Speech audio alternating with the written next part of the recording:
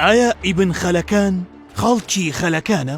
نووسەر و کەسایەتی بەنەوانگی ناوجیهانی ئیسلامی ئیبن خەلەکان کە ساڵانێک قازی هەموو شافعیەکانی سووریا بووە و ساڵانێکیش یاریدەدەری قازی میسر بووە، هەڵگری ناوێکە کە هەر کوردێک بیبیستێت بەبێ ئەوەی ئەم زانایە بناسێت تاوێک دەوەستێت، چونکە پاشناوەکەی ناوی ناوچەیەکی سەر بە پارێزگای سلێمانیە کە ئەویش شارۆچکەی خەلەکانە. ئایا ئەم پاژناوە هەمان ناوی ئەو شوێنەیە؟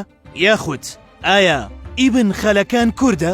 توێژەری بواری مێژوو سۆران حەمەڕەش نووسیویەتی یەکەم جار کە کتێبی ئیبن خەلەکانم بەرچاو کەوت کتێبێکی ئینگلیزی بوو کە مێژووی وەرگێڕانەکەی بۆ 150 ساڵ لەمەوبەر دەگەڕایەوە. سەیرەکە لەوەدایە کە ئینگلیز 150 ساڵ لەمەوبەر دەرفەتی ئەوەی هەبووە خەلەکان وەربگێڕێت و بیخوێنێتەوە، کەچی کورد هێشتا ئەم کەسایەتیە ناناسێت. هەموو سەرچاوە مێژوویەکان بەم جۆرە باز لە خەلەکان دەکەن. لە ساڵی 1211 زاینیدا لە ناوچەیەکی سەر بە هەولێر لەدایک بووە.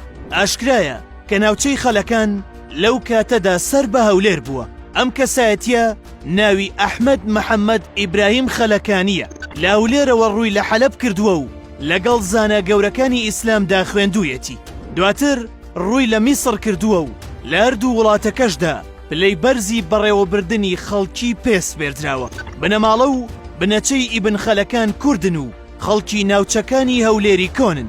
دابوونەریتی بانکردنی خەڵک بە ناوی لادێ و ناوچەکەیەوە دەستورێکی کۆنی کوردەکانە، واتە کۆنترە لە 800 ساڵ پێش ئێستا. هەر بۆیە ئەم زانایەش بە ناوی ناوچەی خەلەکانەوە ناسراوە. یەکێک لەو کتێبانەی ئیبن خەلەکان کە زۆر بەناوبانگە کتێبی وفایەت العەیانە کە گەورەترین سەرچاوەیە بۆ ناسینی کەسایەتیە جۆر بە جۆرەکانی جیهانی ئیسلامی. ئەو بابەتەی کە باز لە کوردبوونی سەلاحەددینی ئەیوبی دەکات بۆ یەکەم جار ئیبن خەلەکان وروژاندوویەتی و لە کتێبەکەیدا سەلاحەددینی ئەیوبی بە کورد ناو دەبات. ئەم زانایە لە ساڵی 1282 زاینیدا لە دیمەشق کۆچی دوایی دەکا و هەر لەوێش ئەسپەردە دەکرێت.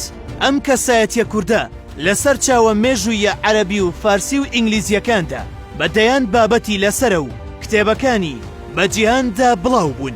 بەڵام کورد تا ئەم ڕۆژ وەک خاوەنی ئەو گەوهرە خۆی دەرنەخستووە و نەک لێکۆڵینەوە و توێژینەوەی لەبارەوە ناکرێت، بەڵکو خودی کتێبەکانیشی بە دەگمەن نەبێت بە زمانی کوردی دەست ناکەون.